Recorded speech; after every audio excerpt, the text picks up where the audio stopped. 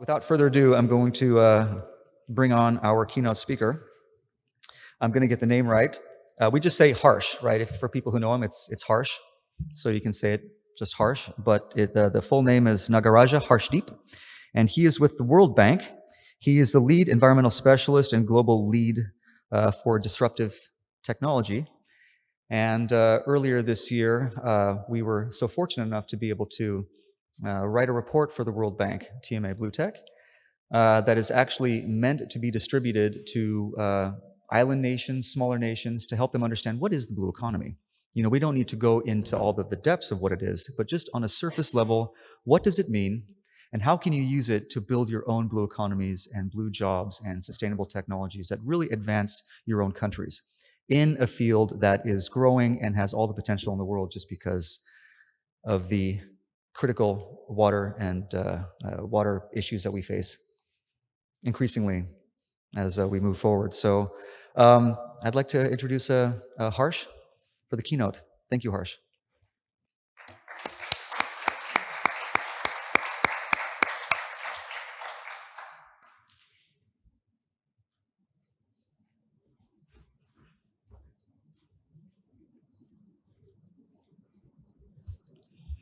Thanks, Matt. And it's a pleasure to be here again. I was in earlier versions of the BlueTech Week as well. And it's always been a learning experience in terms of meeting people on many different disciplines working on the interface of technology and the blue economy.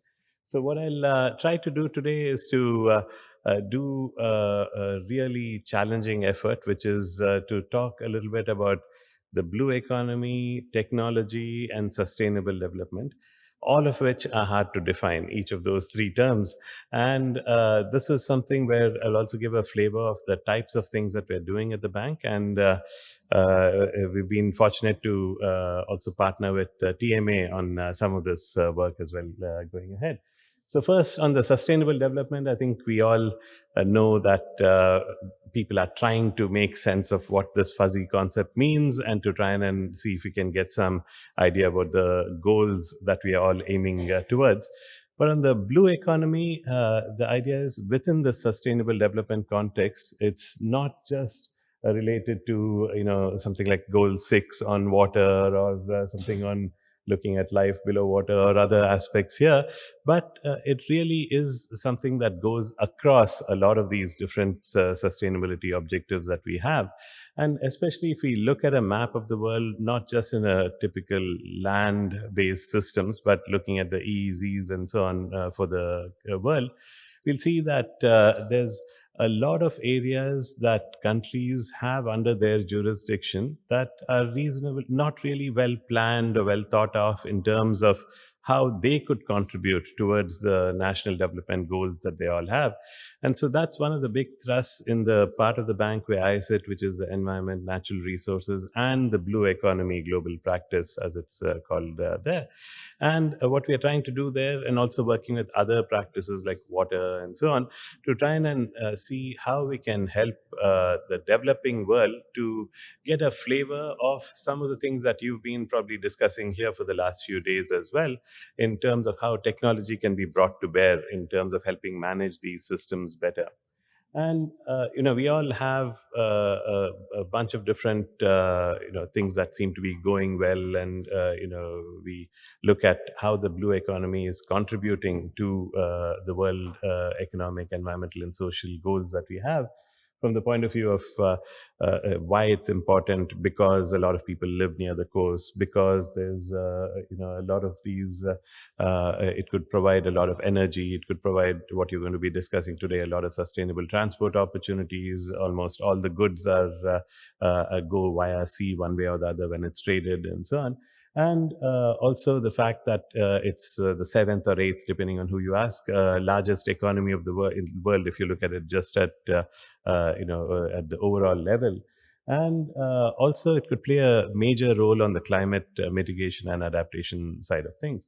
But there's many challenges as well in terms of on fisheries, on when a lot of these plastics end up in the ocean, when there's the climate change happening, which could affect a lot of coral reefs, ecotourism, other aspects, and so on, and also from sea level rise itself. So a lot of these need to be explored from the point of view of how technologies could be brought to bear to help manage some of these issues.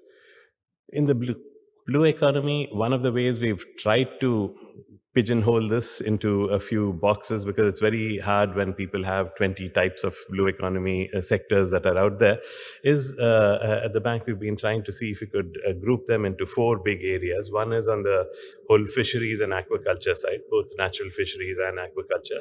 And in the blue, I think we follow what the TMA also advises always, is not just look at the marine and coastal areas, but also inland waters, large lakes, other things as well. And the second aspect is on marine pollution when it comes to chemical, biological pollution, when it comes to plastics, a whole range of these issues here that are getting more and more important. And also on seascape management, which could be anything to do with looking at some of the climate related aspects, sea level rise, and a lot of the coastal storms and so on, but also looking at opportunities like blue carbon and a whole range of these coastal marine spatial planning efforts that a lot of countries are into nowadays. And the last is the oceanic sectors, which includes a lot on transport, energy, food systems, and others, which you could look at in the larger context, pharma, a whole range of things, which could really become a backbone of a lot of development globally. So at the bank, we have a blue economy part of our work focuses a lot on all of these very interrelated areas, because it's very hard to work on one part of it and not the other part. So we've been trying to explore what is it that we can help with from the side of in parts of the bank are working with the public sector, part of the bank are working like IFC are working with the private sector, and so on. So with a lot of the lending that we do, which tends to be around something like around 100 to 200 billion dollars every year, what kind of support can be provided on these types of elements that come in? And we've had a lot of partners that we are working with as well in this effort. So now on the disruptive tech side also, there's many different ways of trying to describe it.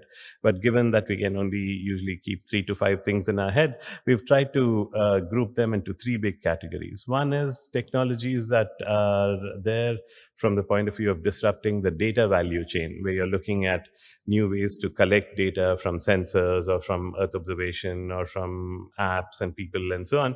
And how do you process them using machine learning, what we were just discussing with Michael on edge computing, all of these kind of things at the source itself, or using better geospatial tools, AI, machine learning, and so on, so that you can get a lot of these information going up the data value chain, from data to information to knowledge to supporting decisions, both on planning and on operations.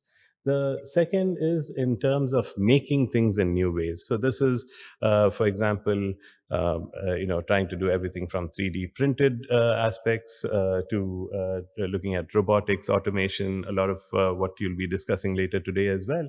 And also new technologies from the point of view of new energy technologies, materials, other things that we're looking at.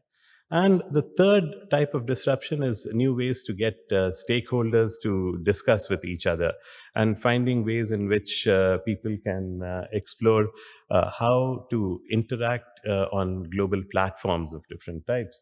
So there's a lot of these things when it comes to using platforms for mobile money or the Uberization of the world and so on, which can be leveraged as part of the work that is doing, because we are increasingly into a global interconnected village. So how do we make sure that we can help leverage a lot of these technologies overall for sustainable development, but on the blue economy in particular?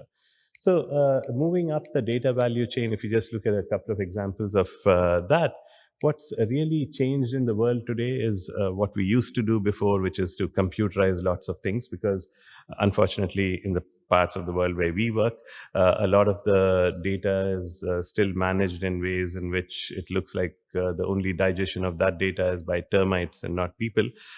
So how do you go from that to something which is a bit more leveraging newer technologies, and also to get data using new types of sensors, which now are becoming cheaper and more inexpensive, and ways of which we've been piloting a lot on the land aspects, for example, in cleaning up the Ganges River, for example, in India, and so on. But how do we start leveraging these for the coastal areas and water areas as well?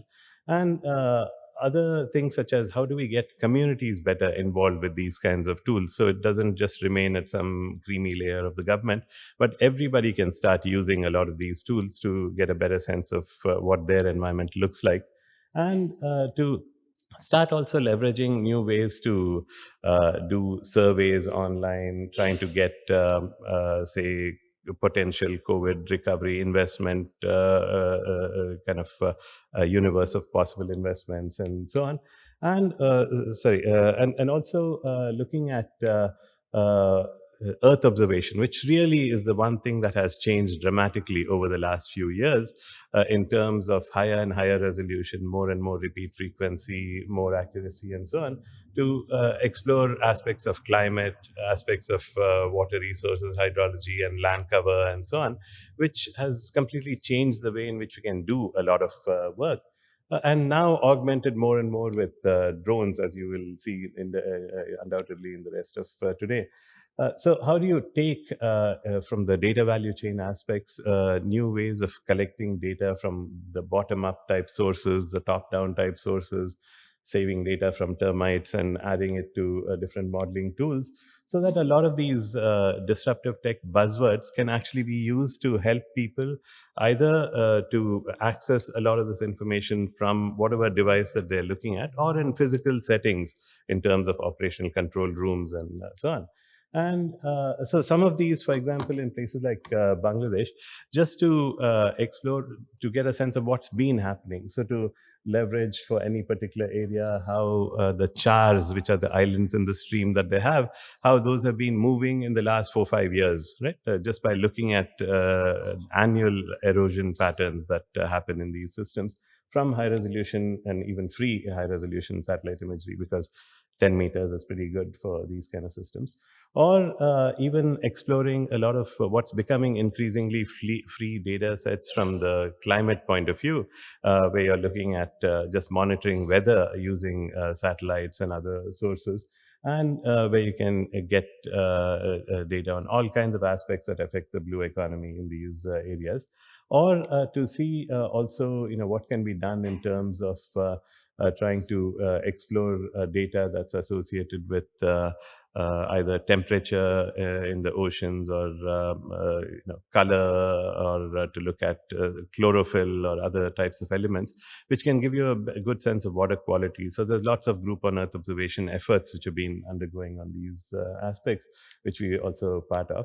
And the one thing that's changed a lot is the use of a lot of these kinds of new tools on the drone side. And this is where to get not just even with optical sensors, high resolution data that could be used, especially for coastal areas, for looking at flooding, sea level rise implications, and so on, but also being able to leverage this to do cloud analytics, so that anybody can start visualizing areas which are above a certain elevation, below a certain elevation, without any special equipment or purposes. But you can also have these so that anybody anywhere in teams, global teams, can start accessing more and more of these types of tools to look at lengths and areas and cross sections and other things. So a lot of these now are starting to get e-packaged, as we call it, for example, in work that we're doing in Tanzania, working with communities to look at their beaches, which are important from an ecotourism point of view, to do drone surveys and on-ground surveys, and link them up so that you can say, before cleanup, after cleanup, for any of the beaches that they've had in their systems, what kind of trash accumulates, to do brand analysis, to do all kinds of detailed data analytics, which then become ways in which you can show how drones are not there just to do pretty pictures, but you can start leveraging a lot of these to start estimating trash, to estimating types of trash, and so on, and bring in the power of machine learning and other aspects as part of this. So what's changed a lot is visualization of a lot of the data has completely changed. A lot of the analytics has completely changed over the years, and more using machine learning and AI for everything that relates to data. So at the bank also we have, for example, a little team we call our kids team, knowledge information and data services help desk, which works and helps our projects around the world leverage more and more of these new types of technologies for a lot of the work that they are doing, and help a lot of the blue economy related institutions modernize, where new ways to collect and use data and use it for actual work that they are doing. So within each of those four areas as well, there's a range of different things, from looking at IUUs and looking at a lot of the new drones and so on that could be possible on the marine pollution aspects, taking both a marine angle, but also remembering that they all a result of catchment management as well. So to look upstream at the land and marine interactions in there, and using new kinds of ways of using technology also for seascape management, even at the last resort, 3D printed coral reefs to serve as a base for polyps, or to look at sea level rise scenarios and so on, or blue carbon aspects, or what we've seen here in previous years, like a lot of the Nemo's Garden type stuff in the oceanic sectors, a lot of the transport related aspects that you'll be discussing today, and biotechnology and so on. So within each of these types of blue economy aspects, there's many different types of disruptive tech and how it could be used. You'll all, I'm sure, get the presentations, so I won't go into details of these aspects. So we've been trying to see how to improve awareness of these, because a lot of this is there more in the developed world than it is in many of the clients which we work with. So we've been trying to organize outreach and trainings, including one earlier this year in I think May, June, when we had the pleasure of TMA BlueTech as well participating in these systems. And we've tried to, with their help, also make an interactive ebook. So you'll have these links as well. Please do check them out. We've tried to showcase what are these technologies, how are they being used around the world, what are the kinds of options that there are. And this is where we'd like to request you for any more information, because we want to keep these as live resources, not just to visualize within each of these chapters, which we are looking at blue economy overall, technology overall, and then blue tech, how the technology is used in the blue economy, but also putting in a lot of videos and interactive maps, graphs, and other links along the way. And being able to also start leveraging this information into some of the annexes that we've helped pull together as well. And this is where there's annexes to do with data, annexes to do with knowledge, and annexes to do with video recordings of these blue tech webinars and so on that we've been pulling together. So please do check this out. And the data one looks like this. You can even see this in different languages and see what it looks like in terms of open data on the blue economy side of things. And this is where we'd really like to hear from you, or any other data sets that you would like to showcase that could be useful for many of the clients that we are working with around the world. And also, something where, and this is where you can try different languages and see these. But there's also a knowledge explorer, which is even easier, where you're looking at articles, reports, media articles, videos, websites, and so on a range of blue economy topics, which we'd like to feature on publicly accessible full text versions of reports and so on that are out there, so that everyone can have a lot of these at their fingertips. And we've been also helping a lot of our other pro blue colleagues on a lot of these activities as well. Yesterday in the COP 27 as well, there was a presentation which featured in Africa region. We've made blue economy the focus for climate solutions. And there's some really nice links here you can explore, and some videos and others. So please do check these out, because they go into technology as one of the areas in which you can help on the data information side of things. But there's also a lot of activities on Pro Blue, which Norwegian colleagues and others have been financing as well. And they've been doing some really excellent work around the world, not just on technology, but other aspects as well, which would be really useful to explore as part of this. So last slide, in terms of looking ahead, I guess the whole idea is to see if we can all help improve the awareness in our part of the world where we work of the potential for the blue economy. Hopefully, the next few versions of the BlueTech Week will have a lot of people from other countries who can join as well, who then can also benefit from a lot of the work that you're doing, and to help share ideas and needs and so on from different parts of the world. And for that, explore how innovative use of technology can be done, and to build capacity through kind of more international versions of these clusters and others that you've been working on, to try and see what could be done. And especially, in terms of partnerships, because it really does take a global village to get any of these off the ground. So how do you help, do a lot of activities, which we usually classify into the 3 I's: information, institutions, and investments. So how do you get these off the ground to help create an enabling environment everywhere in the world, so that they can benefit from a lot of the use of technology for the blue economy? So we're happy to work with all of you, and look forward to working with you all in the future. Thanks.